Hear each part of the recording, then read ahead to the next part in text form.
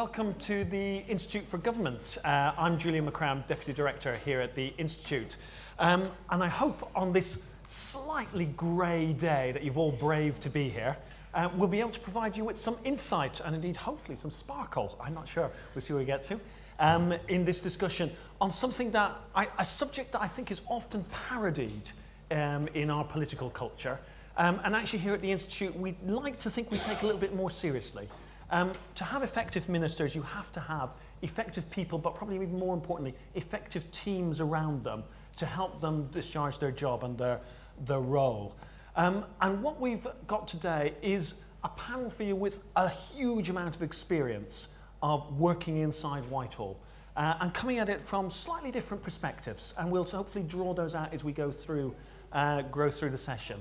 And I trust as we work our way through this, we'll try and bring out the degree to which everything depends on everything else, that things have to work together in the system in Whitehall to make things actually happen. Sometimes that works really well, sometimes that doesn't, and how do you deal with those sort of circumstances? I'll introduce each of our panel members in turn as I come to them, but just on those straight housekeeping things, you'll see behind me we have details for the IFG internet, if anyone wants to sort of log on to that. We'll be tweeting this event from the IFG events account, and the hashtag, should you wish to join in, is hashtag SPADS, nice and short. We used to have hashtag special advisors, but we decided we'd save on a little bit of space. With that said, the only other thing to note is this event is on the record, so including the Q&A. So if you are asking questions, please identify yourself, but also please be aware that it will be recorded and held for posterity. With all that said, I'm going to start by introducing our first speaker, who is Giles Wilkes, who I'm sure will be known to many of you in this room. For those who haven't, you, I think, noticed, he has just the most recent publication in our Inside Out series, a fascinating look at the role of the policy SPAD in the, how you work inside the system to get policy, to progress policy processes. I suspect going on across the park, we might find there are one or two policy processes still going on as we run towards the autumn statement. Who would know? I expect those little fraught discussions. So hopefully Giles will provide not just some illumination on, and I would advise you to have a read of some of the case studies in here. They are absolutely fascinating and really capture some of the aspects of Whitehall and how it works, but also some reflections on how do you make this system work and what helps this vital part of that negotiation, that interaction to really work inside Whitehall. So Giles, I'll hand over to you to just kick us off with some opening comments. Thank you very much, Julian. Now, the first point I should make, thank you everyone for coming here, is my experience may be entirely atypical of everyone else's. And if I was leading this seminar all on my own, you'd probably get a very wonky education that might suit you very well for working in some ministerial offices and leave you looking like a totally naive scout, which was what I somewhat resembled when I turned up as a special advisor, in some others. Sometimes the job of special advisor is very much to be a connector. It's to be someone who tries to make, as Julian put it, the system of government work better. Sometimes you have a political boss who will only get his stuff done if he knows how to barrel through and ignore everybody else and somehow work out where the system can give and where things can change. I wasn't so much of an expert on that. I mean, part of the reason is I worked for Vince Cable, and Vince's department, Biz, it has connections across everywhere. Very little can be done entirely autonomously. He didn't have sufficient political power that he could just dictate a course and be challenged to stop his way. So a lot of what I had to learn was how to work with other people within government to try and get something done, in particular when it comes to something like money. If Vince couldn't get on with George Osborne, whom for the previous few years he'd been an utter antagonist with, there's no way he could get things done. So even though for a lot of the time he'd be thinking about how to pursue, let's say, different political aims to George, a lot of the time, around fiscal moments, they'd have to try and work out where there's a zone of possible agreement, which is where you need a sort of compromising SPAD. Now, The other point that I found myself wanting to make in this pamphlet was quite how vast and unknowable the material was that you had to master. Again, this is rather different from some of the models at the other end of the spectrum. Sometimes you have a special advisor like the archetype I always imagine is Andrew Adonis, being brought in to do a specific job by Tony Blair to reform a particular part of the public sector, and where he would know more than the civil service about this, what needs to be done. He would have a different political angle. He'd be taking on the political views of a civil service that would often be small, can see much more conservative. In my case, most of the stuff that I ended up dealing with, I hadn't even dreamed of before. My preparation was as a macroeconomic commentator, arguing about the big fiscal and monetary issues of the day. I hardly had anything to do with that once I came into government, and instead found myself needing to learn at a rate of knots things like how the beat lobby in Europe might be the deadly enemy of Tate and Lyle, or whether furniture should be allowed to catch fire more easily in the interests of better business relations. And you wouldn't normally know what you'd be doing actually that day, in my case. And I sometimes think if I really needed to attend some of these seminars from other special advisors who were more experienced at being more proactive, because if I could criticise my own time there, I often came in and just saw what was coming at me and tried to bat it away. But, so, although I knew a fair amount about economics, and I was able to, and that was essential for working for someone like Vince Cable, who had been a professor of economics, I think one of the key characteristics of a good special advisor, if you're ever in a position to need to interview them, is not what they actually know, but whether they're able to ask the right questions in a situation where they will not know anything about it. I didn't know anything about the steel supply chain or union laws. I needed to know how to interrogate the right stakeholders and civil servants so that within half an hour I could work out at least where the problems might be. And that sort of issue and that sort of example applies hundreds of times through. Another thing I think that goes with that is you do need special advisors who've got a certain amount of humility, which is unfortunate because politics doesn't tend to produce that as a standard characteristic. The sort of people who rise very far in politics are the sort who find saying I don't know extremely difficult. And you are normally pilloried in government for appearing not to know something, and you're pilloried in the media too. But the special advisor is meant to be the sort of deniable presence that can go around actually being ignorant, probing positions, suggesting things that are daft that then get shot down, so that the boss, when he gets to speak, can speak clearly and confidently, having already tested things out. The special advisor is like the Sherpa who negotiates ahead of the minister, so that when the minister finally meets his other antagonist, normally another minister, it isn't quite so fraught. So the special advisor is normally one who has to be handed the humiliation of getting the wrong end of the bargain, so that when the boss gets it there, he doesn't ask for something he can't have. Another thing I would say that all special advisors need, and I say this from the vantage point of moving on to the Financial Times as a leader writer, is writing skills. Partly because I tend not to join in the general demonisation of the civil service, but one of the things I did find consistently astonishing was quite how poor and unclear the writing could be. And when you're dealing with bosses who have to deal with a pyramid of information and can never possibly filter it through, it looks like a conspiracy by the civil service just to confuse and befuddle them.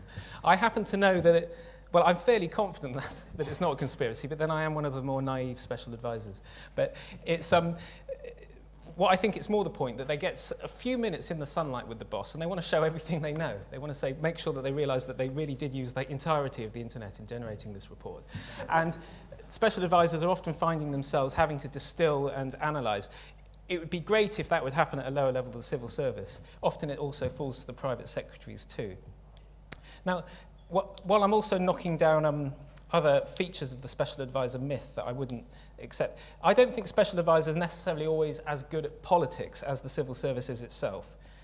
One of the reasons is that politics out there in opposition is about big P things. It's about making a big stance. Your position doesn't have to be probed by reality very much. It's about whether you can impress the journalist and the stakeholder. This is why you just hear so many rubbish proposals in opposition.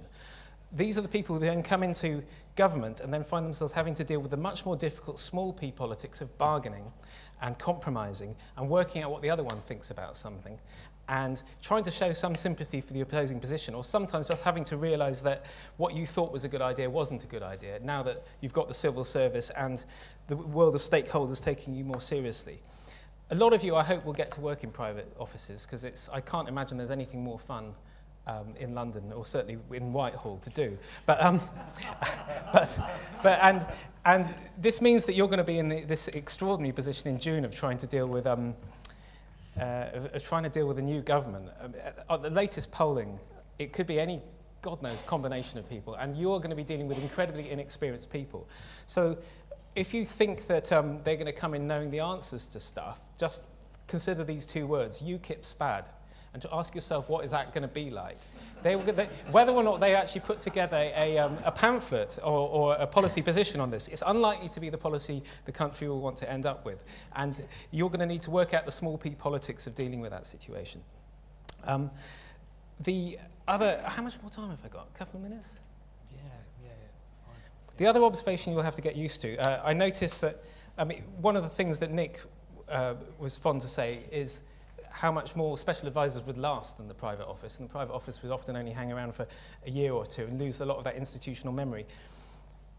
I hope that some of you get to hang around longer in private offices to deal with that, but one of the things you'll notice in the next term, if it's like the first one, is that there's a phase of governments. The beginning was all hand-holding and the end was all hair-pulling, and you're seeing it right now, and it requires incredibly different skills. At the beginning, we did all have to pretend we were getting on extremely well and have the same common interests. This might have been naivety about how coalition works and what is in everybody's interests. But if you're lucky, you'll get some of that nice, pleasant rose garden stuff at the beginning of the next time. It will require incredibly different skills to what must be going on in Whitehall right now, where it's all about blocked documents, cancelled meetings, people running out to brief each other's announcements ahead of one another. It's much more petty politics, and that you will have to adjust for that if you ever end up in there. The only final point I would make, which I tried to get across strongly in the pamphlet, is that there is a problem, I think, with centre SPADs, the SPADs in the centre, which can now mean Deputy PM, PM, Treasury, and above all, number 10. I think number 10 in particular is caught between two stools, in that that is the place where all the media turns up and says, what's your answer to this, that, or the other? And the place is resoundingly empty. There is nothing in there in terms of an ability to generate original policy. I understand simply from the anecdotes of previous civil servants that it wasn't always that way at the beginning under Blair. Even there, he had to fight against the Treasury, but there was expertise and a really proper strategy unit in there.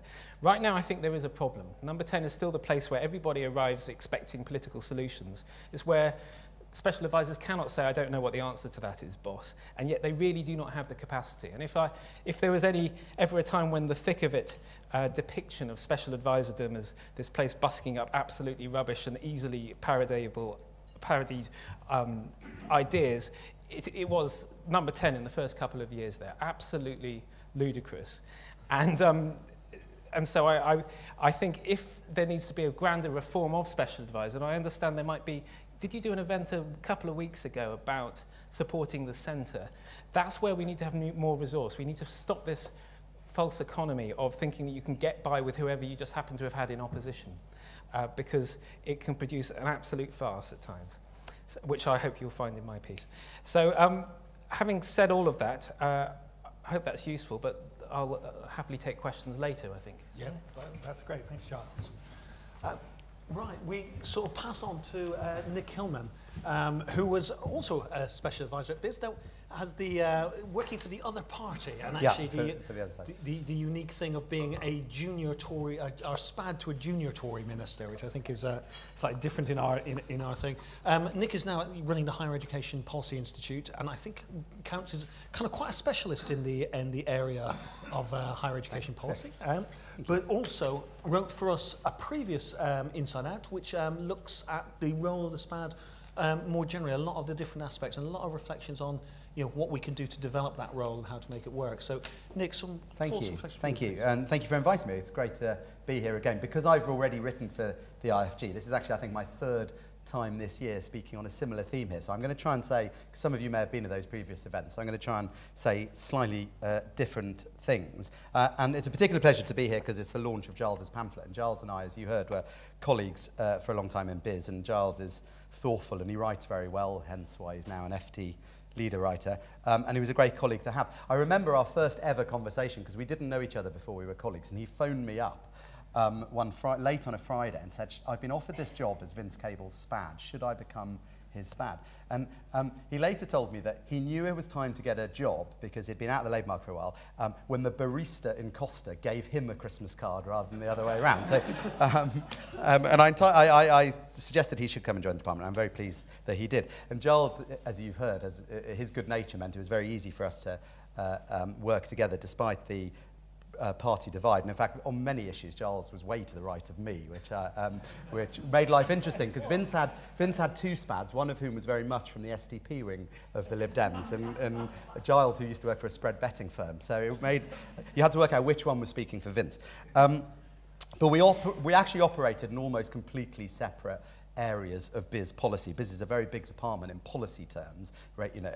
Covers a lot of areas. And on a Venn diagram, my areas and Giles's would overlap very little in truth. While Giles was battling with issues like executive pay and the Beecroft report, which are two long case studies in his pamphlet, we were trying to put through the tripling of the tuition fee cap. And despite the different party lines, there simply wasn't enough resource, SPAD resource, political resource for us to overlap, even if we had wanted to. There's some lovely lines in Giles's piece. My favourite is when he's discussing the Quad. So this is the group you probably know, which has the PM, the DPM, the Chancellor, and the Chief Secretary of the Treasury in it. And as Giles says, this has to be the decision-making body for the coalition, because political disputes can only be resolved by raising them to the level of greater indifference. And there is some truth to that, and is also very nicely put. Now, the topic we've been asked to address, it's up there, is supporting ministers to lead, how to create an effective team. I want to say three things about that. One based on my pamphlet, which I wrote earlier in the year. One based on a brilliant article that Dom Cummings put on his website recently, and he's here, so can correct me if I misdescribe it. And thirdly, a point which is based on Giles's conclusions. So the first is on a theme that I stressed in my pamphlet, which is about how a SPAD is a very important source of loyal and personal support for their minister, their rock, if you like. And it's not always well understood. But what I mean by that is a SPAD, and they're not there just to be a sounding board or a listening post for their minister. They're also, and this was hinted at in something Giles said, actually they've become a very important source of institutional memory. And this because of the, I'm a supporter of civil servants as well, but it's because of the ridiculously high turnover of the sorts of civil servants that SPADs typically work with. I was in biz for 3.5 years, and in that time we had 5 sets of ministerial private secretaries, 3 permanent secretaries, and an ever-changing set of officials who were forever doing a post with a different title. And frankly, that is absurd. And it's also nothing new. I mean, Andrew Adonis's book, Education, Education, Education, says that when he was working on the Academies programme, he found virtually the only point of continuity in the entire programme was himself. And he said, the notion that Britain has a permanent and expert civil service is largely a misnomer. Just as an official was getting on top of an individual project or policy issue, they would suddenly disappear, often at a few weeks' notice. So in my view, it's turnover rather than calibre that's the biggest problem. And this has consequences for policy making. Because when we announced the tripling of tuition fees back in 2010, there was barely a single official who had worked on Tony Blair's tripling of tuition fees that had been implemented in 2006, just 4 years beforehand. Not only were the people different, higher education had bounced around Whitehall in the interim. It had been in the DFE, and then it had gone to the short-lived department Dias, and then it had ended up in Biz. I literally don't know where the papers from, are these days, and obviously as SPADs, we're not allowed to see the papers from previous governments anyway. So while extended ministerial offices, EMO, are a nice idea and they are worth exploring, I think a higher priority is actually having an SMO, if you like, a stable ministerial office, because we haven't had them recently. Which brings me to Dom's blog, when he was working with Pamela and others in the DFE. And one of the things Dom talks about in his long piece is the role of SPADs in project management, which he says I didn't address in my piece for the IFG, which is absolutely true, I didn't. So I'm going to try and address it just a little bit here, because I do think the project management role is a critical role for those reporting directly to ministers, and it's not always done successfully. I'll give you another example from higher education, because obviously my minister was the Universities and Science Minister. We came into government with a stated commitment to open up higher education provision to a more diverse range of providers in a not completely dissimilar way to some of the school reforms. And it's topical because there's a new report out from the National Audit Office today, it's on the front page of The Guardian, which suggests there was insufficient official oversight of our policy that we delivered. But when we entered government, and remember BIS is the business department as well as the higher education department, when we entered government, BIS didn't even know how many private higher education providers there were in the country. And it took them 2 years to answer that question because they did a survey and the fieldwork was very lengthy. So early on, I set up a program of meetings with the big alternative providers that I was aware of, and I invited, because I was always completely transparent in my dealings with outside bodies, unless it was party political, and I invited officials and said, I think it would be a good idea if you came along. To which I got the answer, sorry, we're too busy. We can't come along to meetings that SPADs have organised. Now, SPADs are not necessarily the right people to project manage, because I'm not sure most SPADs, and I include myself, have the skill set to do that, and also they have no direct line management responsibilities. But I'm also not totally convinced that EMOs are the complete answer. But there is clearly, which Dom's blog highlighted, a need to make departments more responsive in some way to the project management duties associated with a new minister's priorities. And the third issue I wanted to pick up, which is something in Giles's piece where he talked, and again, he referred to it a little bit just now, is the bargaining function of a SPAD, which he describes as constant bargaining. And it is important. I described SPADs in my piece as a lubricant that gets the cogs meshing again when they have become stuck. And on my penultimate day in the office, which is actually exactly a year ago, it was the 2nd of December last year, I spoke to other departments about quantum technologies, dementia, and dental schools, none of which, in truth, I knew much about at all. But you know, it shows the SPAD function. But the challenge we had in BIS was that BIS is actually quite a weak department in Whitehall terms. It's relatively new. Some people think it shouldn't exist. It's a bit hybrid-y in some ways. And one of the big disagreements we had with another department, is no great secret, is with the Home Office over migration, particularly international students. And the problem we had was the Home Office is a great department of state, so it's always going to win a straight fight with BIS. And we could go to cabinet committees and win the discussions, but afterwards the Home Office would always get its way because our problem was number 10, the Foreign Office, Treasury, weren't prepared to sort of really row in behind us sufficiently because they had other priorities, of course. And so my point is not a criticism of them. My point is that while SPADs are a very important spider's web, if you like, linking the different parts of government together, we shouldn't forget that the structure of government, and I'm not somebody who thinks we should be constantly tinkering with it, but we shouldn't forget that the structure of government and the relative powers of different departments can predetermine the outcome of some of the bargaining. Now, there are more detailed studies of SPADs than there used to be. There was a very good book that came out from the UCL Constitution Unit earlier this year that was launched in this very room, in fact. And they all come to much the same conclusion, which is the same conclusion that Giles has come to and I came to in my piece. And that's that SPADs are important and useful. And some people think that that's a reflection of the pace and the tenor of modern government. I think it actually plays a more fundamental or elemental role. When I first started working for David Willetts, which was at the very end of 1999, so a long time ago, the only job spec I got was a chapter from a Dickens novel from Nicholas Nickleby. And Nicholas Nickleby goes for a job with an MP who lists the tasks that he needs to be done. And they include becoming master of the foreign policy of the world, writing questions to the Home Secretary, and sending manuscripts to the local paper. So in many ways, not much has changed. And Dickens actually, in this piece, foretold that Giles and my careers as SPADs, because in Giles's pamphlet, one of the things he describes as a good example of government working is the Hargreaves Review, which is not a particularly well-known review, but this was a review we set up early in the life of the coalition to look at intellectual property laws, because we were under enormous pressure from number 10 to basically get rid of as much IP, intellectual property legislation as we possibly could, because it should all be a complete free-for-all and it would benefit things. And there are some problems with that if you're the business department. And this was all familiar terrain to Dickens, because the MP during this interview says to Nicholas Nickleby, if any preposterous bill were brought forward for giving poor grubbing devils of authors a right to their own property, I should like to say that I, for one, would never consent to opposing an insurmountable bar to the diffusion of literature among the people. the creations of the brain being gods ought as a matter of course to belong to the people at large.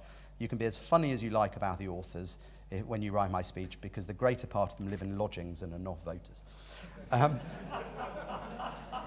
And so I will end there, but I just want to say, I think we should heed the recommendations and the conclusions of Giles's report, because the SPAD's function will continue to be as necessary in the future as it was right back in Dickens's day, in my view. Thank you. Excellent. Thanks, Nick. Very good. Getting there. We'll figure that one out later in the next one. Okay, she's Pamela Dow, who spent a lot of time at DFE, one of the fascinating departments, I think in the private office, and eventually leading that private office as principal private secretary. I think Giles has said you probably working in private office, I can't remember what it was, the best job in London or something along those lines. Most fascinating. Most fun. Yes, excellent. You've had the joy of that. I think it's also fascinating for a lot of people have looked at how, I mean, we talked a little bit about the extended ministerial office concept. I don't think any of them actually formally exist, but obviously we've had a lot of offices, ministerial offices in Whitehall. I think back to my days at Treasury when there was a very clear extended ministerial office knocking about around Gordon Brown. We've had quite a few of these, and I think it'd be interesting just to hear your experiences of running that and how that went and how it played from the official point of view, balancing a lot of the tensions between the political and the department that are inevitable in our system. Thank you, and thanks to the IFG for inviting me today. I think, as Julian said, I'm here because the DFE, SPAD and private office team is recognised as having come closest to an extended ministerial office model. So I'm going to say a bit about what that was, and why it was needed and how it worked.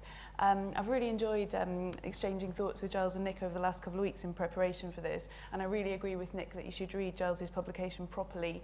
It's clever and it's funny and it's true, and I give no higher praise.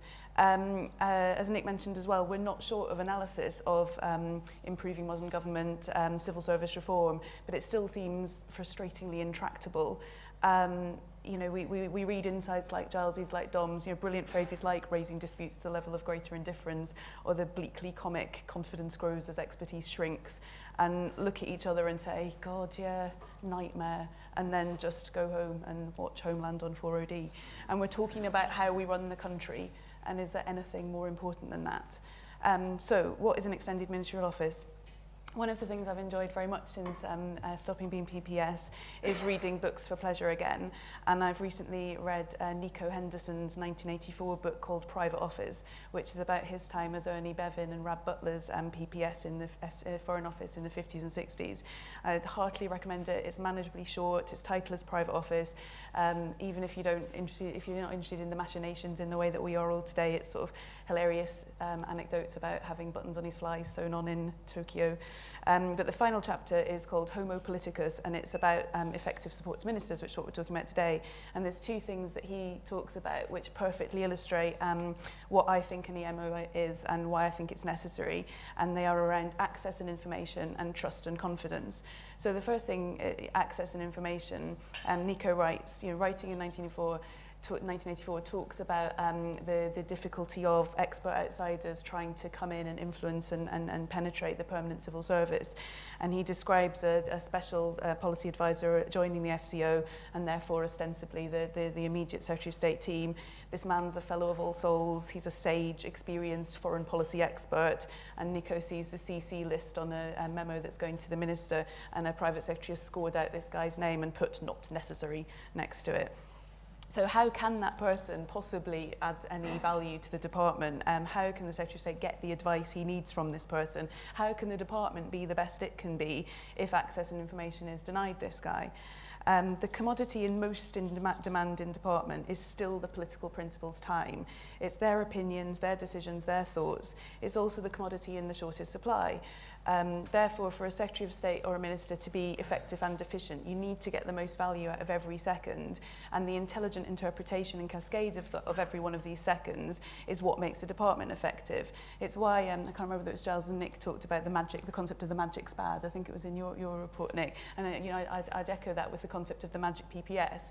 You sit outside the office, you see everything, you must be able to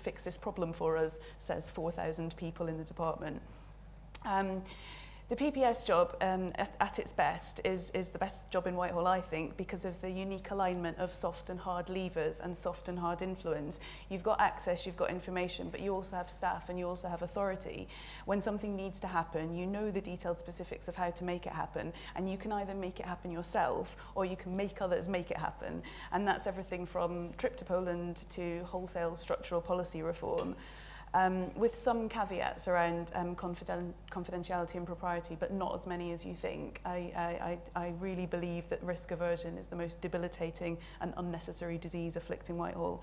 The best thing you can do as PPS is give people with hard levers, so the heads of communications, the director generals, the operational leads within the department, the soft levers of authority, knowledge, insight, time, and give people with those soft levers of influence and authority, the people who the principal trusts, the fixed term appointment expert advisors, which we have one in front of us here, special advisors at the back, and in our case, the non-executive board members.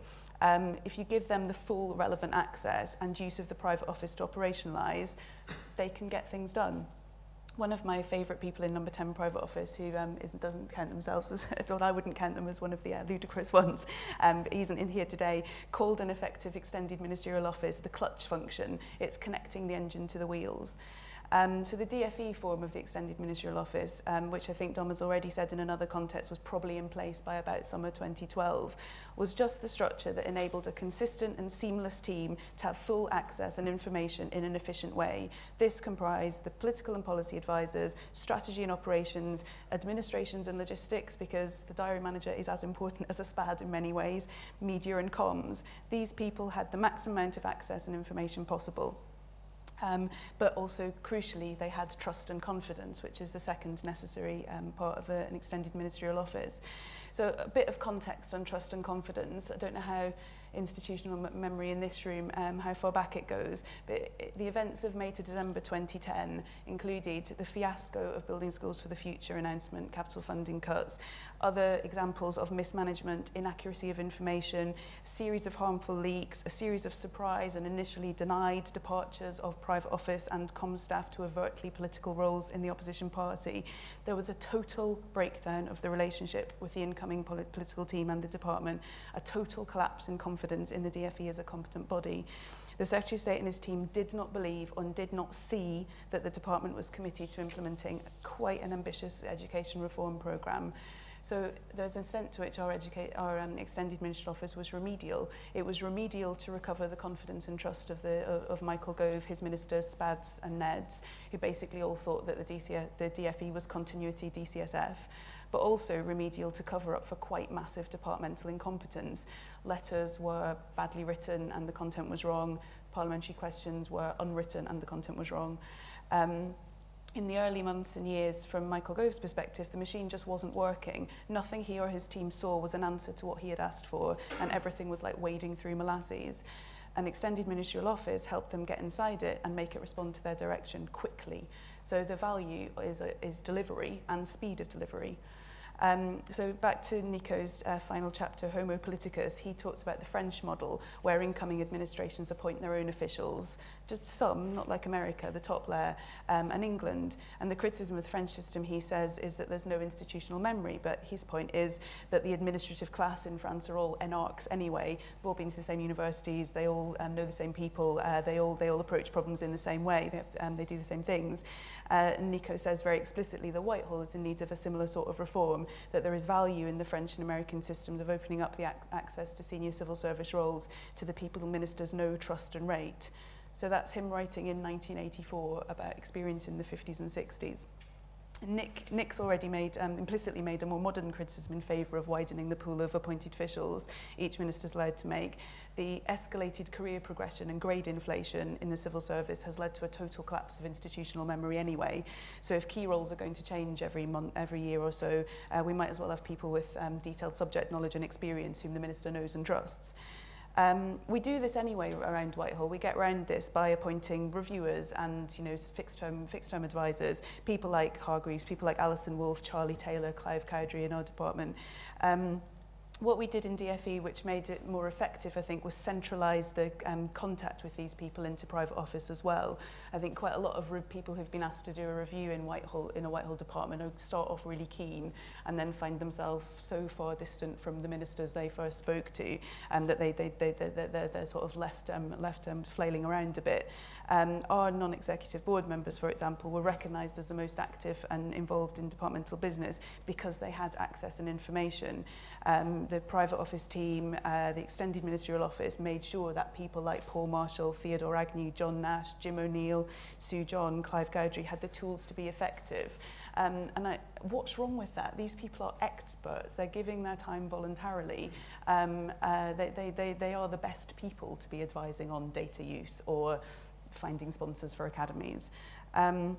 So my conclusion is that creating an effective extended ministerial office is just quite simple. Identify who has the trust and confidence of incoming political team and give them the maximum access and information that they need, and vice versa. Identify who has this maximum access information levers and make sure that he or she trusts and has confidence in them. And I hope from what I've said it's obvious how vital the PPS and the SPAD relationship is. I think combined you do comprise that sort of American chief of staff function. Your knowledge, your authority, your hard and soft leaders are quite formidable. And that's all I wanted to say really. I'm happy to take questions. Thanks, Pamela. Thank you. Great. Thank you. Before I throw it open to the floor, there's just one or two things I wanted to just sort of pick up on that were, I think, common across the speeches. I think there was one question, which is a question that we constantly ask at the Institute for the civil service. It's that question of what are you bringing that is different to what you can get, the politicians can get elsewhere? And how do you show that competence and that expertise to our political classes? And I was just wondering, we picked up on it a few times, the turnover issue and things like that. But I think on this panel, we've got people who have expressed themselves as supporters of the civil service and that sort of model. What do you think is the most important thing the civil service needs to do to convince the political classes that it has a set of competencies they won't get elsewhere? And that they're really necessary in governing. I just wonder if anyone's got any specific thoughts on that. So is the question what the SPADs have that civil servants don't have? No, what does the civil service need to bring? And how does it need to demonstrate?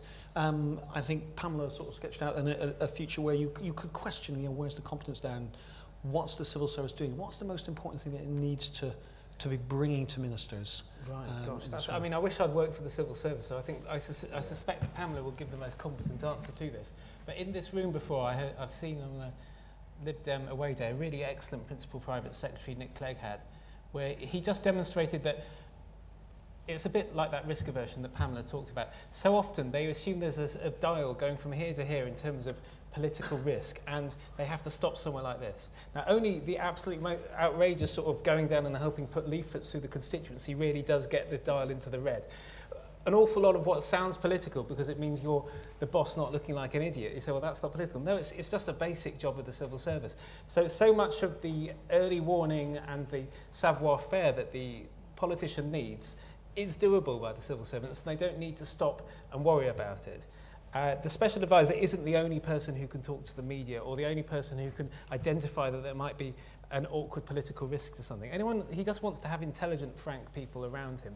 And if this means it's not always very easy to see where one starts and the other ends. The very best civil servant I ever worked with was the equivalent to Pamela in Biz, Jo Krellin, who was the Principal Private Secretary for a couple of years, and she had better political antennae than any special advisor I ever met. So do not underestimate how political you can be.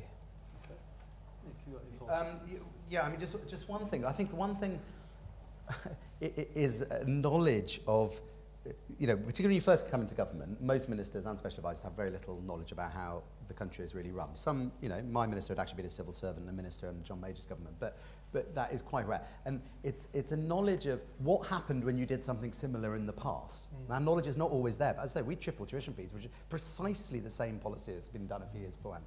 And we didn't have, I felt, this sort of depth of knowledge that it would have given us level of confidence. So I'm going to give you a very, very precise example. Tony Blair's, the actual legal mechanism for tripling tuition fees was a weird little thing in parliamentary terms. You had to have 2 votes, not 1 vote.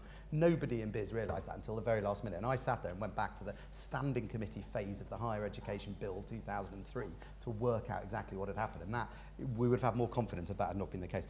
I mean, when I first became a SPAD, it may have been, I joined the department just a tiny bit before you, wasn't it? I can't remember if it was after you or not. But we were called in. We were called in by the permanent secretary. We were basically told, actually it wasn't by the permanent secretary, it was by PPS, but the message came from the permanent secretary. Don't get above yourselves. You know, we're fed up with those new Labour SPADs that were so powerful and they knew how Whitehall worked, and you know, that's not going to happen to you. We're not going to let you get that powerful. And then within about a fortnight, we were being called back in. Why aren't you making more waves? Why aren't you fighting for biz across? You know, and I think so. I think the level of the trust needs to run both ways, actually. And I think sometimes the civil service needs to recognise the benefit of SPADs, and sometimes SPADs need to recognise more the benefits of the civil service. Pamela, in dealing with the department, what do you think they could have done more of to win the trust? I'm going to be really dull because I know lots of people in this room know that it's a bugbear of mine. I think that the senior civil service in Whitehall haven't properly realised what a shock the incoming administration got in terms of civil service competencies, not at the high end, really being able to manage West Coast mainline type stuff, or you know, really detailed procurement knowledge, just basic administrative skills. So when Francis Maud and co described, you know, there's sort of there needs to be reform. We need different skills in government. Everyone assumes they were talking about these new technical skills that were a mark of a modern society, which was true. But the real shock, I think, from the ministers I spoke to was, hang on a minute, you guys have been running the East India Company for hundreds and hundreds of years. I thought you could write letters. I thought you could answer PQs. It's just the basics. And I think if and I don't think this is a problem in the public sector. I think a lot of white-collar managerial bureaucracies have undervalued those sorts of skills. But administration is what the civil service is really good at, and we should be good at it. We should just get the basics right and let the incoming administration worry more about, you know, what are the modern challenges of society. But I am coming across as quite negative about the civil service. I am not. I mean, there are some of the brightest and best people, and you know, Dom and Henry and Tim will say this at the Department for Education, coming into the extended ministerial office, giving free, frank, candid, accurate advice, and it was a privilege to work with them. Excellent, thank you. Right, I'll just throw it open to questions or comments from the floor. If I start there. David Walker, Guardian Public. Could I say gently to Pamela, it's fascinating, slightly puzzling to hear an account of DFE that doesn't mention the name Dominic Cummings, who you might have thought crystallised a load of issues in terms of the relationship of ministers and civil service. But the point of mentioning him is to ask the panel, aren't you, I'm afraid, typical of certain events here, slightly undermining ideology and values? I mean, ministers have particular purposes.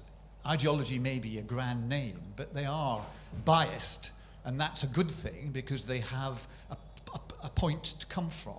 And surely the productive relationship between them and their special advisors implies the special advisors are at least on the same page, and Viz CLG are sometimes to the right field of the minister and apply a definite ideological steer in addition to that given by the minister already. Okay, thank you. Can I take Alan as well at the same time? Thank you. Alan Evans. I'm currently head of the Scotland office, and my private office experience is slightly dated because I was in private office at the time of the 97 election. So with that caveat, I have two questions if I may. One is to Nick and Giles, which is about the number of special advisors, and just wonder what they think the ideal number is, because we hear a lot of criticism of there being too many special advisors. My analysis is actually there are probably too few special advisors. Indeed, when I worked for David Blunkett at the Department for Education, I would say that was when our special advisors were most effective, when we had 4 of them there. I now work in a department which has 1 special advisor, and I can see the difference in having 25%. My second question, if I may, is to Pamela Dow. I'm afraid I didn't catch where you are now, whether you're still in the Department for Education, but you made quite a challenge about, you thought the department was departmentally incompetent when you came in. That's quite a strong criticism to make, and I certainly didn't read it when I read the fact that the Permanent Secretary had departed. That wasn't the reason that was given for his departure.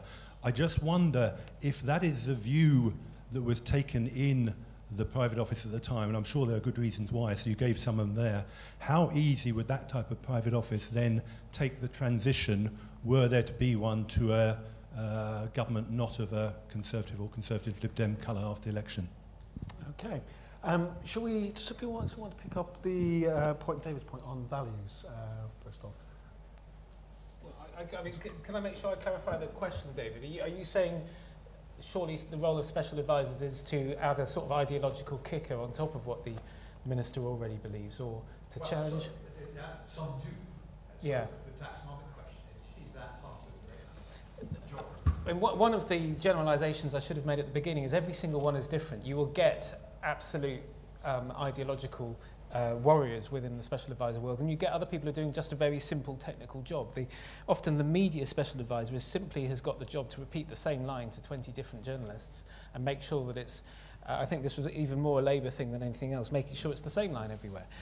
Sometimes the special advisor will be almost the guru who comes out with the views, because the minister, one of the things I've noticed is they don't have the time.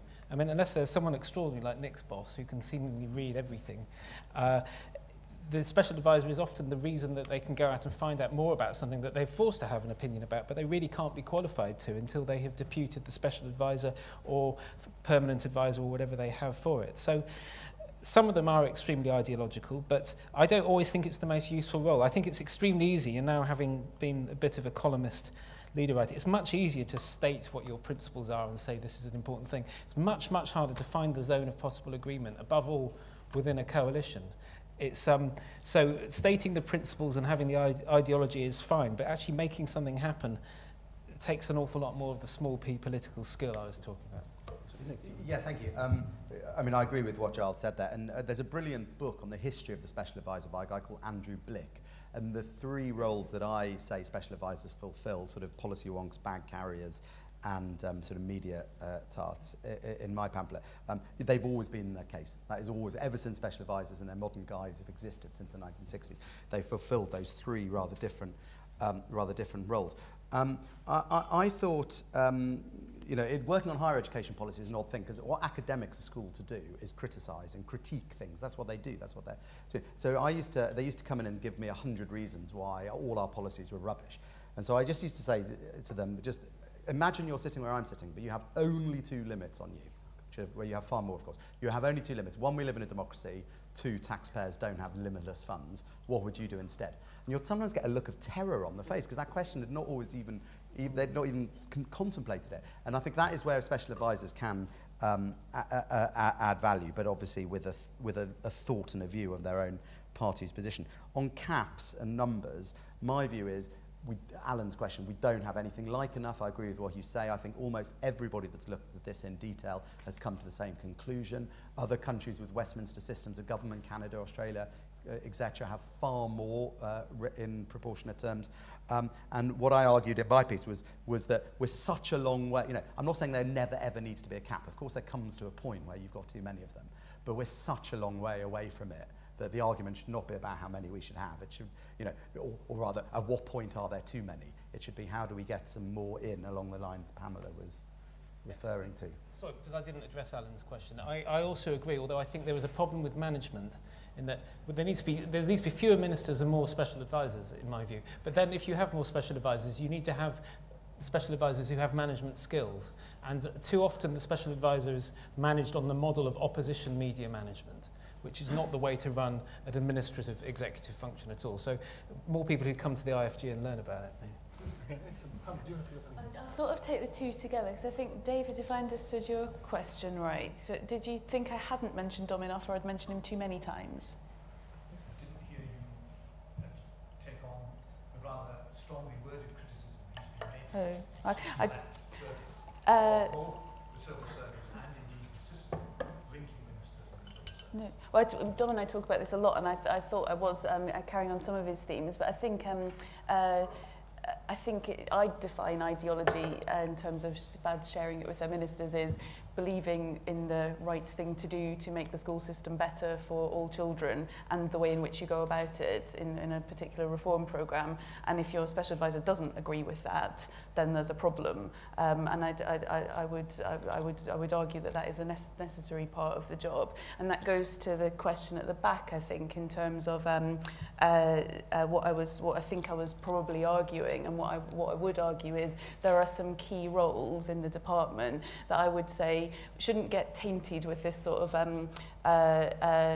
caricature of SPAD, which is this is your thick of it type political person, but that are fixed term appointees, that the incoming Minister or Secretary of State should be allowed to appoint their own person, a qualified person, an expert person, but their own person. And I would argue there's probably only 5 or 6 of those. It's probably a speechwriter, a head of news, your PPS, you know, possibly your diary manager, because I think it's a bit inhumane to expect those people who have worked very, very closely with someone for a very long time to then the next day after an election or a reshuffle.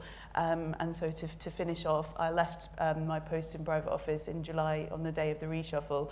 I'm still civil servant in DFE, but it was the best job in the world, but it was totally exhausting and it was time for me to leave. That's great. And Alan, just on your sort of point about the perception that was going on around DFE and how it was functioning at the time, I think you'll notice in our publication, Accountability at the Top, which we put out last year, we called for a lot more transparency around, you know, things which are working badly, as well as transparency around things that are working well from the civil service side. And I think you can look back on this Parliament and see things which have just everyone has known have not really been operating well.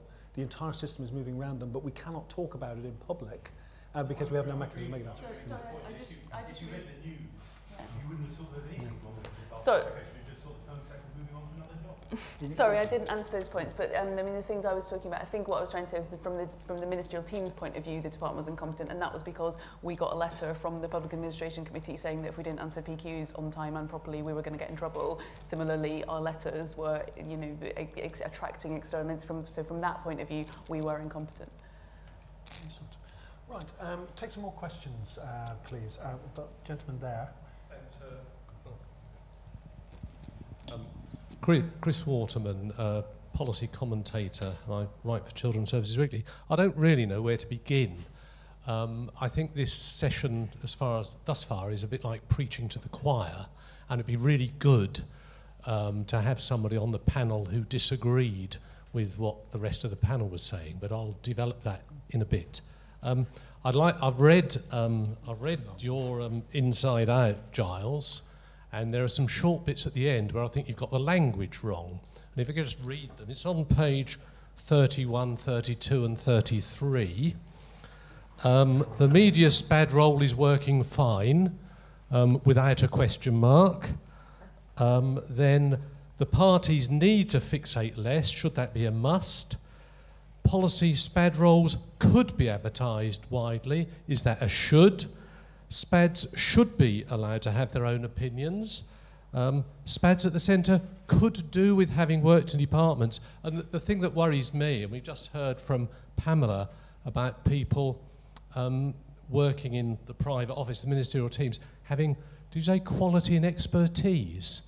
Now, my limited experience of SPADs, and this whole session sounds a bit like SPAD you like, is that they do not often have the quality or expertise. There is little transparency about how they are appointed, and it's not, I think you just said in response to the last thing, Pamela, you said that something about that the SPAD must want to do the right thing with their minister. No, they want to do the same thing as their minister, and I think same is very different from right. Thanks. Sorry to be a party pooper. No, very good. Thanks, Chris. We'll take a couple more with that as well. I'll come to Jonathan front. Yeah. Jonathan Portis from the National Institute, formerly DWP.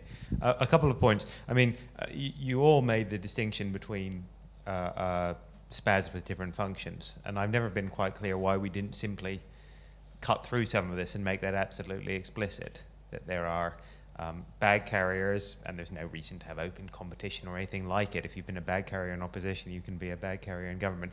Media, probably similarly, and the two sometimes go together. And then there are policy advisors, where there's clearly a case for having appointments on merit, but outside the normal procedures of civil service promotions. And we've got something like that in Tim, indeed, who is not a SPAD, but a policy advisor. And that seems to me actually to be a somewhat more sensible model. I would worry that if you allowed ministers simply to appoint whoever they want to these functional policy reviews, well, you mentioned some people, you know, who arguably did have some expertise in education, but Giles points to the example of Mr. Beecroft, who clearly not only had a particularly ideological line, but didn't have a clue what he was talking about, and produced one of the worst reports ever written for a government, because he was appointed without any scrutiny or whatever. And you do need to have, there has to be some middle ground in between that. But I think the main question is about the extended ministerial office. I mean, I have to say what you described sounds to me rather like trying to introduce some version of the Franco-American model by the back door, and that seems to be quite the wrong way. If we're going to do it, we should do it properly. And in particular, the line about, you know, ministers selecting people from within, implicitly from within the civil service who they can trust and rely on, seems to me extremely dangerous. That seems to me to be very much blurring the lines between civil servants who have an allegiance to a particular party and those who don't. That is the French model, and you know, if we're going to go there, I personally don't believe we should. If we're going to do there, let's at least do it with our eyes open. Okay, excellent. Thank you, Jonathan. And just take one more there. Just a couple of questions. I'd like to ask Pamela, and perhaps the other speakers as well, how typical is the experience she described in 2010 in the Department for Education across Whitehall? Now, I asked that, having been the senior civil service, including Department for Education, until 2000, and you know, I didn't recognise it from periods in my day, particularly when there was a change of government, where often the civil servants had, as it were, over-prepared for a change of government, and not enough, perhaps, if a government continued. So how typical is it now, and what's gone wrong if it's become typical, because I don't think it was.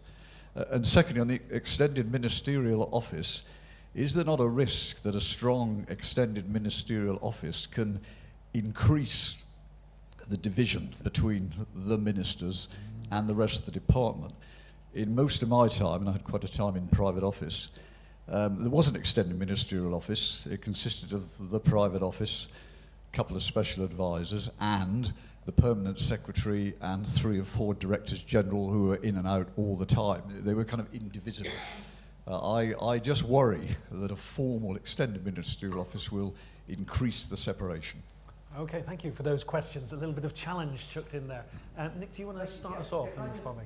I'll try to be brief, but there's so much in the questions. I mean, the first question about us all singing in harmony together. Well, that's true. I mean, that is true. But it is also true of every single major review of special advisors that has recently taken place. It's true of the UCL Constitution Unit book. They started off as skeptics. They came round to it. It's true of the Public Administration Committee review of special advisors. They started off as skeptics, and I spoke to some of the MPs on the committee when they're putting their report together, ended up similar place to Giles and me. So I actually think pretty much any recent reviewers of the SPAD role who'd been on the platform would have said something similar. You criticised the appointment process, and I recognise in my pamphlet there would be some benefits from an open recruitment process. I suspect you would have a more diverse range of SPADs. But then you also say that SPADs are, you know, always loyal to their minister, etc. The two things go hand in hand. But it's really important. They have to be so close to their minister. They have to be able to say to their minister, you are wrong. You have to be able to say to a minister, you are wrong. You have got this wrong. The media will crucify you. The party will crucify you. It won't work. You have to be able to say that. And I suspect that someone who comes on board through an open recruitment process, halfway through a parliament, having never met the MP before, would find that a very difficult thing to do. You posted the worst possible case. Come on. I haven't. What? No, it's very common. It's very common. It's very. No, I mean, SPADs who come on board and work for ministers halfway through Parliament find life much tougher than people who move from opposition into the, I don't think that's a normal, I mean, that, you know, those are two big groups and that I'm comparing. Secondly, I mean, I completely agree that maybe we should think about the SPAD role as more, you know, in different roles. The only problem is, I mean, my minister, he attended cabinet, he wasn't a full member of cabinet, he only had one SPAD. So I was more a policy wonk than I was the other things, but I had to do a bit of all of it. And I think all SPADs do all those three. And just picking up on one thing, you said, oh, bag carriers, if you do that in opposition, you can do it in government. Maybe that's right. The bag carrier role is actually a very important role. I mean, you know, you could describe some of the top number 10 SPADs as actually bag carriers. What they're doing is they're stopping gaffes and they're smoothing over relations with the party and what have you. The comment about Beecroft, I mean, I can't remember the figures, Giles will know them. We used to have a line that actually 90% of Beecroft has actually been implemented. And there was all these rows about small bits of Beecroft. But actually, as Giles says in his pamphlet, all sorts of civil servant ideas found their way into Beecroft that were then implemented quite smoothly. But I wasn't close to Beecroft. And then very finally, on the final question about incompetence and all of that, it's very interesting. What Pamela said in Dom's piece, and my experience, is some of the small things were massively out of kilter with where they should be when we entered government in 2010. So letters, which Dom mentions, Pam mentions, the correspondence was really bad. Really bad. And ministers, early ministers, when they should have been getting on top of their brief, and they were spending time reading letters that needed completely rewriting. And that got resolved eventually in BIS. I think it probably got resolved eventually in the DFE, I don't know. But there's some elements like that. So sometimes things that, you know, they look comparatively small to some people. We were told, why are you whinging about this? They're just letters, you know, it's not a big thing. But actually, it's the minister's first learning process about how the minister, you know, it's what they see about how the department operates. And it's what the general public and the MPs see about how the department operates as well. Excellent. Pamela, do you want to come in? Yeah, just on that point, I mean, we got criticised, I can't remember where it was, but there was a FOI request about special advisors seeing prime PQ responses, you know, the implication that these were becoming political. The point was that they were illiterate in the first year, so the special advisors were just doing a sort of triage function of trying to get the typos out of them. It was really appalling. So I'll take the questions backwards. I think, sorry, I didn't catch your name, so. Hi, Roger. I think to a certain extent every extended ministerial office concept that we're talking about here is sui generis. I think there was a unique set of circumstances there. Michael Gove had a unique position in terms of his reform agenda. There was you know, a series of unfortunate events. I think what, you know, it begat itself. I think your point about the separation from the rest of the department is true, though. I think to a certain extent that always happens in that sort of ball around the principal, doesn't it? But I was always very, you know, through my SMT, I managed all the offices of all the ministers, and that's sort of our role in making sure that all the directors general and directors in the department had the access and information and were getting that feedback. That was our crucial role, and our duty was to the department. But the in and out groups tend to emerge, and all I would say is it was better when the in and out group, the in group around the ministers were a mix of civil servants and advisors, rather than what was happening when I first went into private office, where you had these long meetings of just the politicos and no one knew what to do. And I think, following on from that point, I think one of the dangers in planning for elections, and this really is a cautionary tale for, because I think a lot of departments are doing it now, in seeking so hard to be trusted and get the confidence of an incoming team, you almost can't do the civil service function of challenge or proper analysis, because you're so keen to show that you're not the same as the last lot.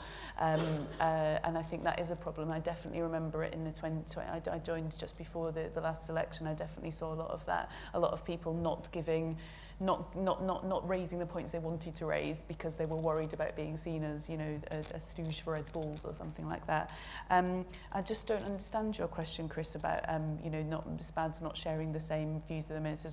We've made the point that the principal's time as a commodity is in the shortest supply. We've made the point that actually we just need more people, that it's a bit inhumane for ministers to come in to be faced with this huge machine that they haven't got the clutch, let alone the keys, let alone the map to, and can't work in it. Surely we just need to give them more help. And they're democratically elected. I mean, you might not agree with what they or their SPADs, how they want to change, but them's the breaks. Okay, excellent. Giles.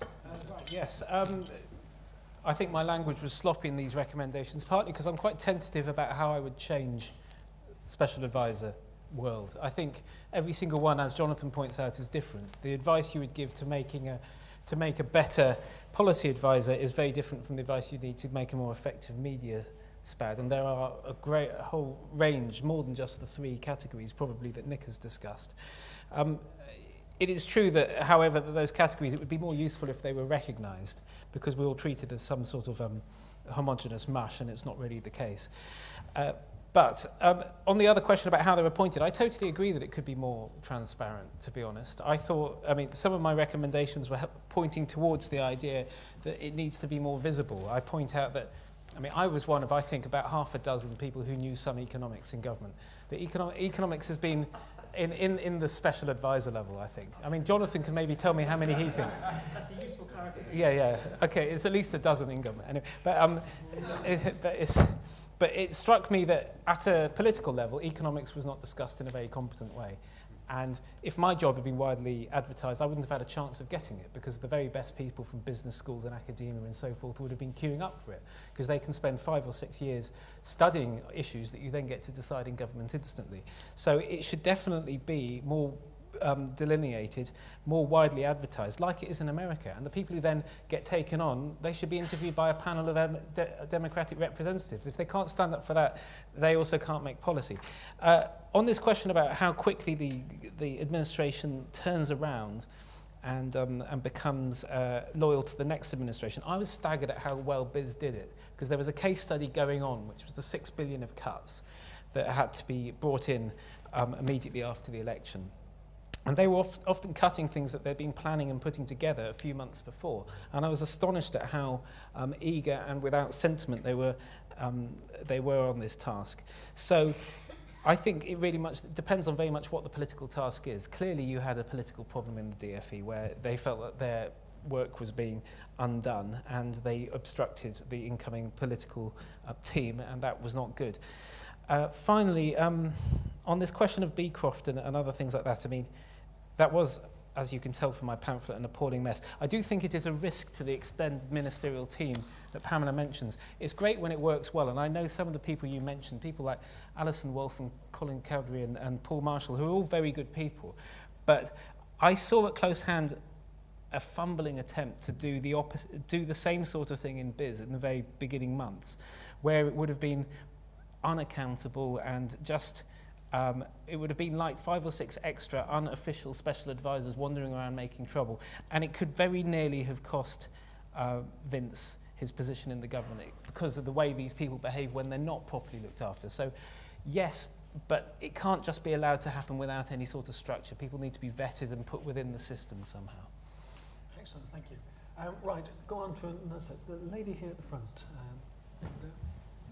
Hi there, I'm Alex from the Association of Business Recovery Professionals, one of the many organisations that work with BIS.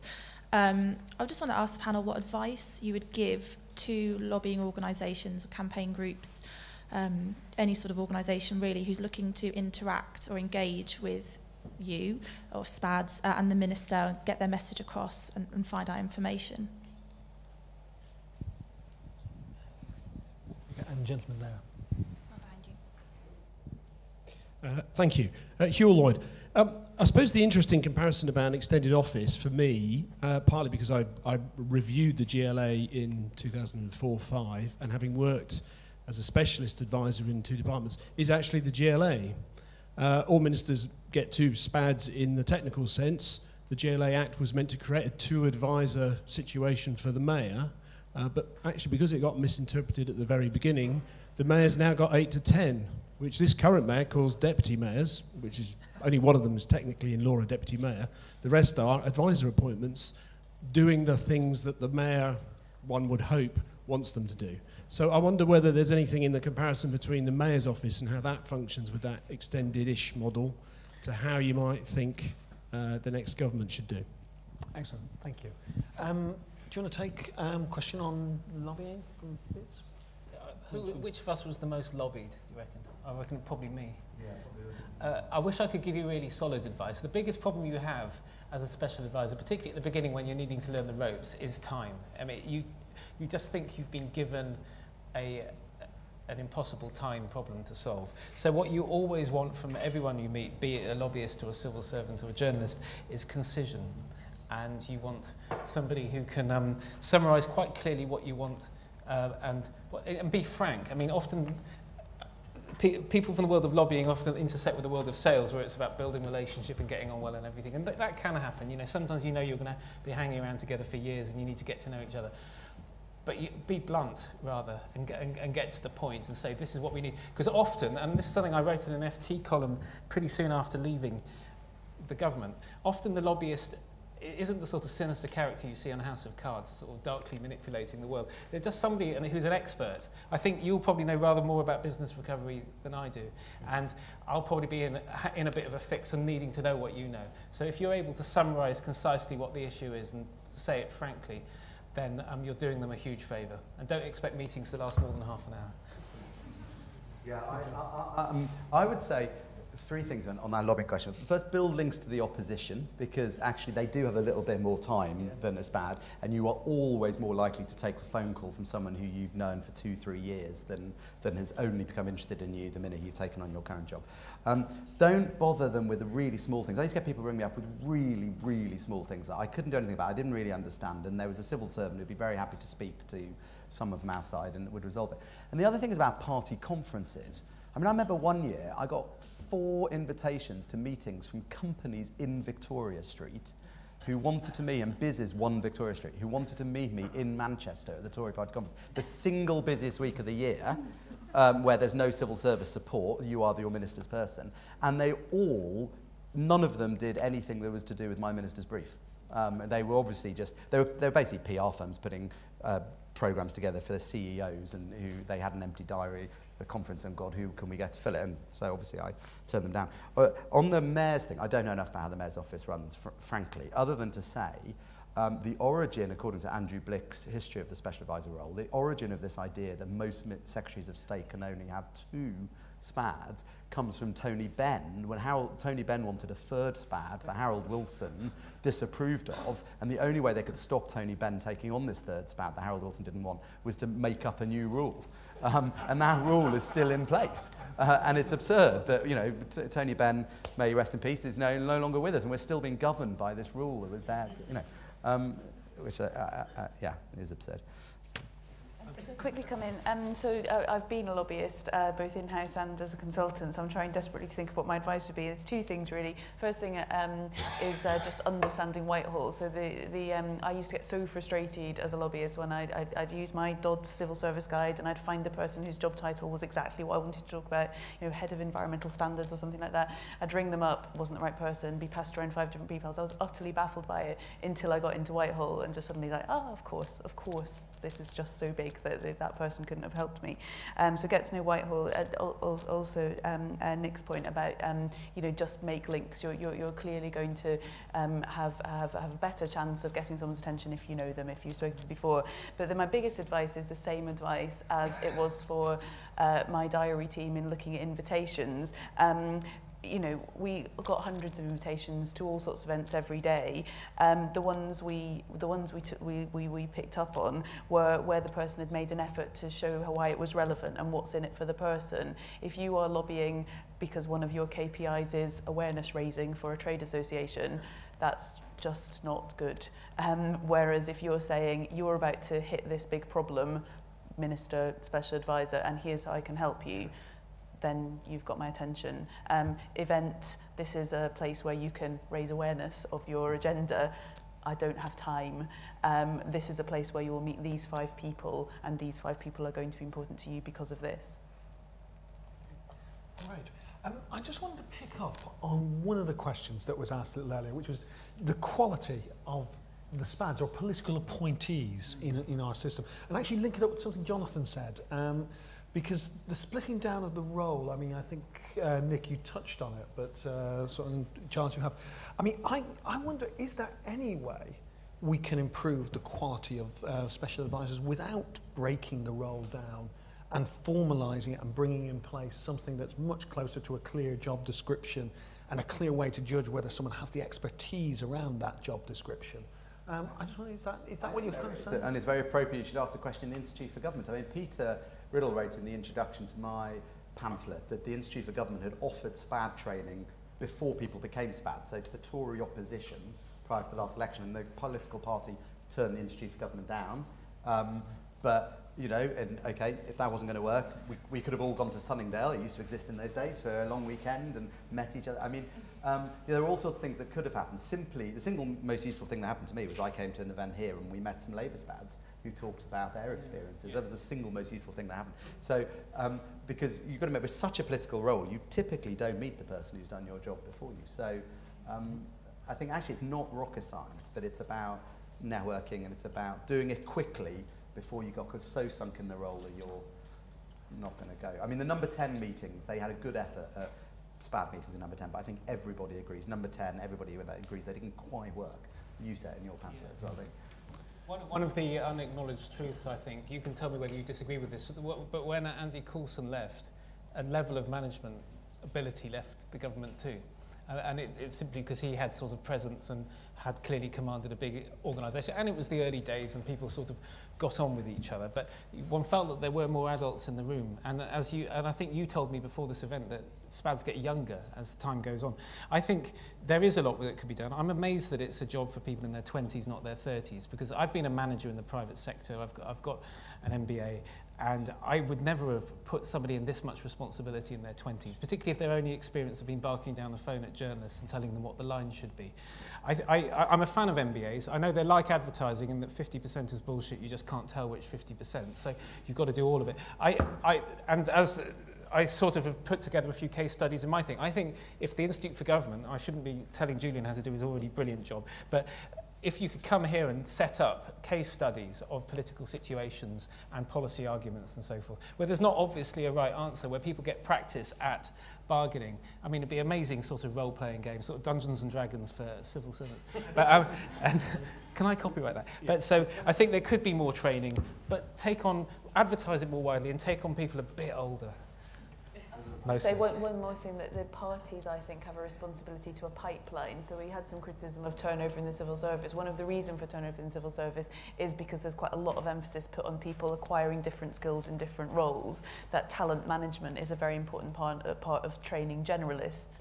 If the parties took a responsibility for identify the 20-something that you think will be a good SPAD and put some effort into getting them some training, some shadowing of current SPADs, for example, I think that would make a difference. Also, just a plug for my friend John Hutton's new book. He's updated Gerald Kaufman's How to Be a Minister, and it's very good.